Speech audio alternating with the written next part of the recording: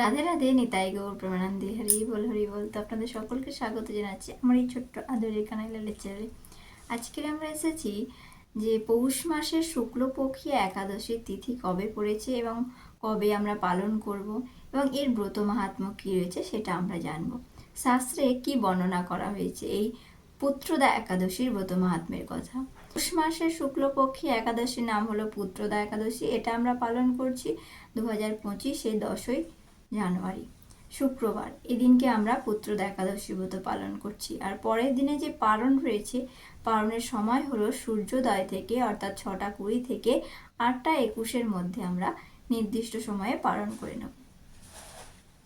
তো এই পুত্রদা একাদশীর নাম থেকেই এই বোঝা যায় যে পুত্র দান করেন বলেই এই একাদশীর নাম হলো পুত্রদা একাদশী।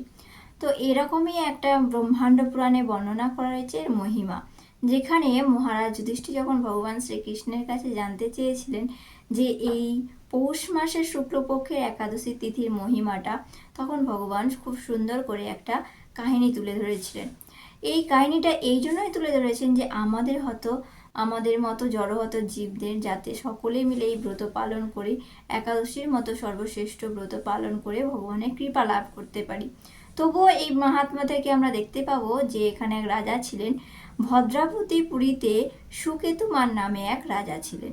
তিনি ছিলেন ধার্মিক এবং নিষ্ঠার সঙ্গে এবং ধর্মের আচরণ মেনেই তিনি তার রাজ্য পরিচালনা করতেন।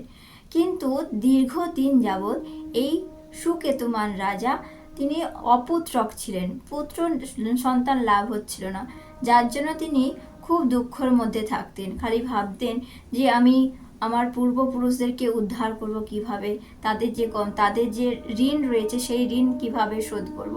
এইভাবে তিনি সবসময় দুঃখের মধ্যে থাকতেন। থাকতে থাকতে তিনি একদিন ভাবলেন যে আমি এই দেহ ত্যাগ করব। তারপরে ভাবলো যে এই দেহ ত্যাগ করলে তো শুধুমাত্র দেহের গতি হবে, আমার যে অপুত্রক সেটা তো কোনোদিন, অপুত্রক যে অভিশাপ সেটা আমার কখনোই কাটবে না। তো সেই জন্য তিনি কি করলেন, মনের দুঃখে দিয়ে বনে চলে গেলেন। সেখানে গিয়ে এদিকে ওদিকে ঘোরাঘুরি করতে লাগলেন। আর দৈবক্রমে ওনার কোনো পুণ্যের ফলবশত তিনি এদিকে ওদিকে খোঁজ করতে করতে জলের তেষ্টা পেয়েছিল। জল খোঁজ করতে করতে তিনি মনোরম একটা সরোবর দেখতে পেলেন।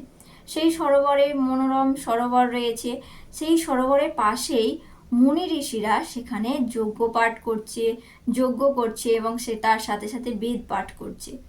তো সেখানে তিনি যখন ঋষিবরকে দেখতে পেলেন, সেখানে গিয়ে সকলকে দণ্ডবত প্রণাম জানালেন, জানিয়ে বললেন ওনার দুঃখের কথা। যখন ঋষিবররা ছিলেন জিজ্ঞাসা করলেন, হে রাজা, আপনার প্রতি আমরা প্রসন্ন হয়েছি, বলুন আপনার কিসের জন্য এই গভীর বনের মধ্যে আপনি চারণ করছেন। মুনিবর ওর দুঃখের কষ্ট শুনলেন, তারপরে বললেন যে আজকের হলো সেই একাদশীর তিথি বা শুভ দিন, আজকের হলো পুত্রদা একাদশী, আপনি এই ব্রত পালন করুন। তো এই জন্য এই যে পুত্রদা একাদশীর দিনকে রাজা একাদশীর ব্রত পালন করেছিলেন, পরের দিনে নিয়ম নিষ্ঠার সঙ্গে তিনি পালনও করেছিলেন, যার জন্য তিনি বাড়ি ফিরে এসেছিলেন। বাড়ি ফিরে এসে তিনি সুযোগ্যমান একটা সন্তান লাভ করেছিলেন। তো এখান থেকে আমরা দেখলাম যে এই ব্রত মাহাত্ম্যের মধ্যে রয়েছে যে অপুত্রক রাজা পুত্র সন্তান লাভ করেছিলেন। তো সেই জন্য যে সমস্ত মায়েরা রয়েছেন যারা পুত্র সন্তান কামনা করেন বা কোন ভগবানের কাছে প্রার্থনা করছেন, তারা চাইলে করতে পারে।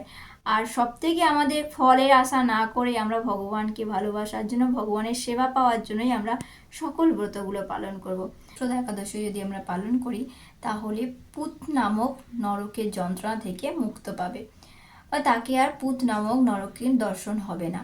তো আসুন আমরা সকলে মিলে এই পুত্রদা একাদশীর ব্রত পালন করি। তো এই ছিল আজকের এই পুত্রদা একাদশীর ব্রত মাহাত্ম্যের কথা।